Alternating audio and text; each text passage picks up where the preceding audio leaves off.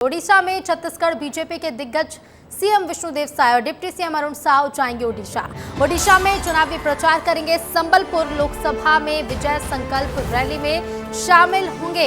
BJP ने 5वें चरण के लिए पूरी ताकत झोंकते हुए बीजेपी नजर आ रही है। छत्तीसगढ़ बीजेपी के दिग्गज नेता ओडिशा में चुनावी कमान संभाले हुए हैं।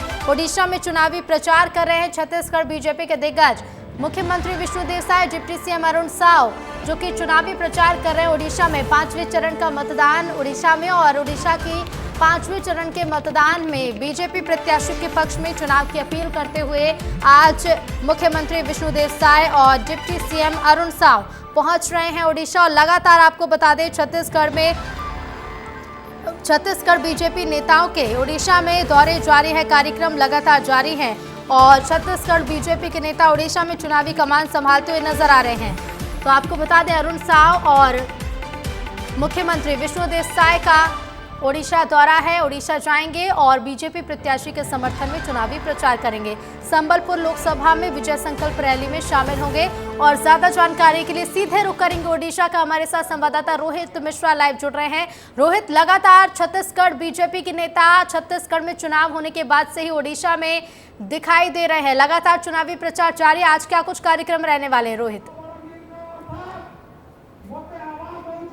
बिल्कुल, देखिए उड़ीसा से सटा हुआ है छत्तीसगढ़ और छत्तीसगढ़ का जहां पर इस वक्त मैं मौजूद हूं, सुंदरगढ़ वो रायगढ़ का सीमावर्ती क्षेत्र पड़ता है और सुंदरगढ़ पे जो गढ़ है भाजपा का गढ़ है साफ तौर पे दिखाई देता है। और आज इसी गढ़ पर जो है वो मुख्यमंत्री विष्णुदेव साय पहुंचने वाले हैं। तस्वीर में दिखाता हूं कि ये देखिए, ये बड़ी संख्या पे ये जंगल है, बीच जंगल में ये मुख्यमंत्री विष्णुदेव साय की सभा हो रही है और सभा आप साफ तौर पर देख सकते हैं कि बड़ी संख्या पे यहाँ लोग पहुंचे हुए हैं और लोग पहुंचने के साथ में यहाँ पे स्थानीय नेता भी यहाँ पर मौजूद है और स्थानीय नेता जो है वो संबोधित कर रहे हैं। और मुख्यमंत्री विष्णुदेव साय लगभग 20 मिनट बाद में जहाँ पर होंगे और जो भाजपा के प्रत्याशी है जुएल ओयम, उनके पक्ष पे प्रचार करते हुए नजर आएंगे। साफ तौर पर तस्वीरें आप देख सकते हैं। और ये देखिए कि यहाँ पर उड़ीसा का अगर स्थिति को, जहाँ पे मैं मौजूद हूँ वहाँ की स्थिति को लेकर बात की जाए तो यहाँ से लगातार 1958 से भाजपा के प्रत्याशी है जुएल ओयम, वो जीत कर आ रहे हैं और जीत के आने के साथ में वो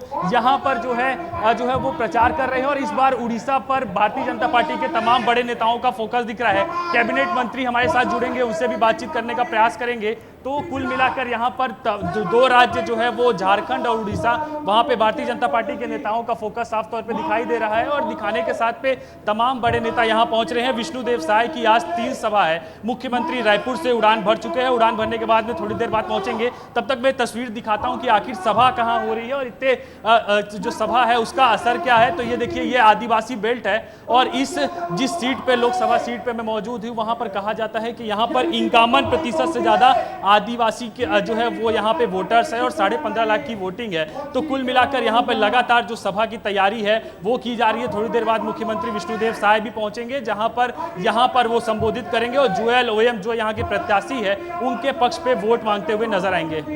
जी बिल्कुल। और इसके साथ ही देखिए रोहित, जिस तरह आपने भी जानकारी दी कि 51% के लगभग आदिवासी वोटर्स और यही वजह कि मुख्यमंत्री विष्णुदेव साय खुद कमान संभाले हुए हैं, लेकिन लोकसभा के साथ साथ विधानसभा का भी पूरा फोकस। बिल्कुल, देखिए विधानसभा का चुनाव साथ में है, लोकसभा के साथ में हो रहा है। तो ऐसे में दोहरी चुनौती जो है वो भारतीय जनता पार्टी के नेताओं के सामने है। और यहाँ पर अगर उड़ीसा के मुकाबले की बात करें तो यहाँ पे त्रिकोणीय मुकाबला जो है वो साफ तौर पे देखा जा सकता है। तस्वीर भी दिखाते रहिए और मैं समीकरण भी बताता हूँ। तो यहाँ पर त्रिकोणीय मुकाबला जो है वो यहाँ पर बीजेडी जो है इस समय सत्ता पे काबिज है और पिछले लोकसभा चुनाव पे यहाँ की 21 सीटों पर 12 सीटें बीजेडी ने जीती थी और उसके अलावा 8 सीटें यहाँ की बीजेपी ने जीती थी। इसके अलावा एक कांग्रेस के हाथ पे यहाँ पे उड़ीसा पे सीट लगी थी। और ये जिस सीट पर मैं खड़ा हूँ यहाँ परंपरागत रूप से 1958 से यहाँ पे भाजपा के प्रत्याशी जीतते आ रहे हैं। 2009 को छोड़ दिया जाए तो उसके अलावा तमाम यहाँ से भाजपा प्रत्याशी जीते हैं और इसी को चुनौती मानते हुए इस क्षेत्र पे जो है वहां पर लगातार नेता पहुंच रहे हैं। उड़ीसा के नेता भी पहुंच रहे हैं और नेता के पहुंचने के साथ में तमाम लोग जो है वहां पे प्रचार करते हुए नजर आ रहे हैं। और यहाँ पे विधानसभा का चुनाव हो रहा है तो इस लोकसभा सीट के अंतर्गत 7 विधानसभा आती है और 7 विधानसभा पे जो सातों विधानसभा है वहां पे भी भाजपा के प्रत्याशी इस बार उड़े हैं, तो वहां पे उनके पक्ष पे जो है वो प्रचार प्रसार किया जा रहा है। कैबिनेट मंत्री से भी बातचीत करने का प्रयास करेंगे, थोड़ी देर बाद वो हमसे जुड़ेंगे। अभी जो है वो फिलहाल तौर पर यहाँ पर दोहरी चुनौती और इसी चुनौती को देखते हुए भारतीय जनता पार्टी ने यहाँ पे कई बड़ी घोषणा की है। छत्तीसगढ़ मॉडल को लागू करने की यहाँ बात कही गई है और साफ तौर पे जो महिलाओं को वहां पर राशि दी जाती थी, मध्य प्रदेश में लाडली बहना योजना और छत्तीसगढ़ में महतारी वंदन योजना, उसी के तर्ज पे यहाँ पे सुभद्रा योजना को लागू करने की बात कही गई है। मोदी की गारंटी पे इस गारंटी को दिया गया है। इसके अलावा जो 3100 रुपए में धान खरीदी का वादा है, छत्तीसगढ़ में भी किया गया था, वही धान खरीदी का वादा जो है वो यहाँ पे भी किया गया है। तो तमाम तरीके से जो यहाँ पर नेता हैं वो प्रचार कर रहे हैं और कहीं ना कहीं छत्तीसगढ़ मॉडल की चर्चा है और उसी मॉडल को लेकर यहाँ पे पहुंच रहे हैं। यहाँ बता रहे हैं कि जब विधानसभा चुनाव पे जो वादा किया गया था उसे महज 3 महीने में पूरा किया गया और उसी वादे को जो है लेके यहाँ पहुंचा जा रहा है। और 3 जनसभा 3 विभिन्न क्षेत्रों पर यह जनसभा हो रही है, वहां पे वो संबोधित करेंगे। केदार कश्यप जी, उनसे बातचीत करते हैं। कितने दिन से हैं? मैं यहाँ लगभग 3 से 4 दिन हो गए और इससे पहले मैं उधर नौरंगपुर और कोरापुट उस क्षेत्र में था और जिस तरीके के पूरा वातावरण देखने को मिल रहा है वो भारतीय जनता पार्टी के पक्ष में है। लोग चाहते हैं कि जिस तरीके से 25 वर्षों तक कांग्रेस बीजू जनता दल की सरकार यहाँ पर रही और नवीन पटनायक ने एक बाहरी आदमी के भरोसे में इस प्रदेश को चलाया, पांड्या के माध्यम से इस प्रदेश को चलाया, इसके कारण से अच्छा खासा आक्रोश यहाँ के लोगों में है। उनका हक को मारने का काम बीजू जनता दल की सरकार ने किया है और जिन योजनाओं का क्रियान्वयन निचले स्तर पे होना चाहिए था उसका क्रियान्वयन बेहतर तरीके से ये सरकार नहीं कर पाई है। 2019 में देखा गया कि आप लोगों की सीटें काफ़ी बड़ी हैं, 1 से आप लोगों ने 8 का सफर तय किया है और इस बार चुनाव पे ये आंकड़ा 20 से पार जाएगा क्योंकि 21 सीटें हैं, क्या लगेगा? देखिए, हमारा तो दावा है कि हम 21 से 21 सीटों पर हम विजयी होंगे और जिस तरीके से वातावरण है, ये वातावरण चाहे कांग्रेस पार्टी के खिलाफ में हो चाहे बीजू जनता दल के खिलाफ में, सारे के सारे के ऊपर से उनका भरोसा उठ चुका है।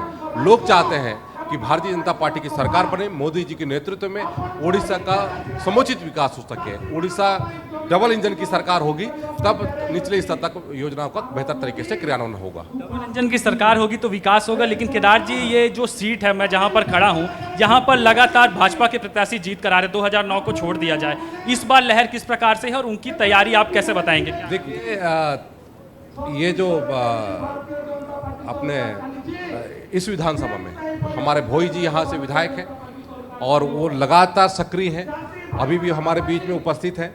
और ये जो क्षेत्र है सुंदरगढ़ लोकसभा क्षेत्र, माननीय जुएल ओरांजी क्षेत्र, जो जुएल ओरांजी जो हमारे आदिवासी समाज के वरिष्ठ नेता हैं, प्रणेता हैं और उन्होंने इस क्षेत्र को संवारने का काम किया है। जितनी भी योजना देख रहे हैं, चाहे जल जीवन मिशन हो, चाहे प्रधानमंत्री आवास हो, चाहे विद्युतीकरण हो, चाहे प्रधानमंत्री सड़क योजना हो, चाहे आयुष्मान भारत योजना हो, सारी की सारी योजना तो केंद्र सरकार ने दिया है, माननीय नरेंद्र मोदी जी की सरकार ने दिया है। राज्य सरकार ने क्या किया? राज्य सरकार ने केवल और केवल धोखा दिया है। पांड्यन के उंगली पर चलने वाली ये सरकार को उखाड़ फेंकने का संकल्प हमारे उड़ीसा के राज्य के लोगों ने ले लिया। पूरा आदिवासी क्षेत्र नजर आ रहा है और आदिवासियों को लेकर ये कहा जाता है कि बीजेडी भी है, दावा करती है कि हमने भी बहुत काम किया है और छत्तीसगढ़ में हम देख रहे हैं कि विष्णु सरकार लगातार आदिवासियों के लिए काम कर रही है। क्या स्थिति देखते हैं और क्या बदलाव अगर भारतीय जनता पार्टी कैंडिडेट जीतता है तो देखने में? देखिए, भारतीय जनता ये क्योंकि बॉर्डर क्षेत्र है, हमारे छत्तीसगढ़ से लगा हुआ क्षेत्र है और लोग यहाँ के लोग का रोटी बेटी का संबंध है, सामाजिक संबंध है, व्यापारिक संबंध है और लोग जानते हैं कि जिस तरीके से छत्तीसगढ़ में डेवलपमेंट हुआ है पिछले 4 महीनों के भीतर में, चाहे वो धान की रेट की बात हो, चाहे वो हमारे महतारी वंदन की बात हो, चाहे किसी अन्य योजना की बात हो, हर योजना का लाभ हमारे लोगों को मिला। यहाँ पर भी भारतीय जनता पार्टी की सरकार बनेगी तो हम यहाँ के धान का दर 3100 रुपये करेंगे। सुभद्रा योजना के तहत में हम 2 साल के लिए हम लोग 50,000 का वाउचर देंगे जो उसमें व्यय करेंगे। इसके अलावा जो गर्भवती माताएं हैं उनको 6,000 से बढ़ा करके 21,000 रुपये दिया जाएगा। ये भारतीय जनता पार्टी का संकल्प है, ये मैनिफेस्टो में है और हम जो कहते हैं भारतीय जनता पार्टी जो कहती है वो करती है। मोदी जी की गारंटी के ऊपर कोई किसी और की गारंटी नहीं चलने वाली। इस मैनिफेस्टो में छत्तीसगढ़ की झलक भी दिख रही है। सुभद्रा योजना, छत्तीसगढ़ में महतारी वंदन योजना लाई गई, धान की राशि लाई गई, तो वो झलक यहाँ पर दिखाई दे रही है। देखिए, इनका पूरा कल्चर, हमारा पूरा यहाँ से मैंने कहा कि सामाजिक और जो व्यावसायिक और हमारा पूरा संबंध यहाँ पे है, तो कहीं ना कहीं से यहाँ के लोगों को लाभ मिले। आज यदि हमारे यहाँ की इस आदिवासी वर्ग की बेटी यदि कहते हैं द्रौपदी मुर्मू यदि कहते हैं राष्ट्रपति बन सकती है, उनके लिए डेवलपमेंट की बात करने की बात हो, यदि वो भारतीय जनता पार्टी करती है तो क्या गलत करती है। छत्तीसगढ़ में जिस तरीके से हमने योजनाओं का क्रियान्वयन किया है, छत्तीसगढ़ में जिस तरीके से विकास की गंगा माननीय विष्णुदेव साय जी ने बहाया है, वो विकास की गंगा अब हमारे उड़ीसा राज्य में भी बहेगी। कितनी सीट उड़ीसा में? उड़ीसा के हम 147 सीटों पर अभी हम चुनाव लड़ रहे हैं। अभी अंतिम चरण का चुनाव होने दीजिए, 1 तारीख तक वोटिंग है, 1 तारीख की वोटिंग के बाद ही मैं कुछ कह पाऊंगा इसमें।